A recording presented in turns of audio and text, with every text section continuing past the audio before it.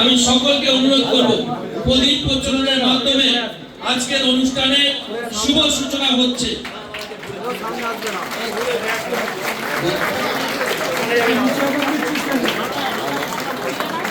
শুভ সূচনা হচ্ছে আমাদের শুভ সূচনা হচ্ছে আজকের একবার জোরে করতালি শারদ কমল প্রদান অনুষ্ঠান 2025 শুভ সূচনা।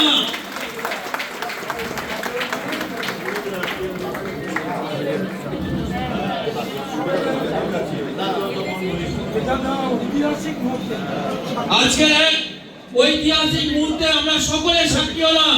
একবার জোরে করতালি আমাদের জেলার সকল অভিভাবক।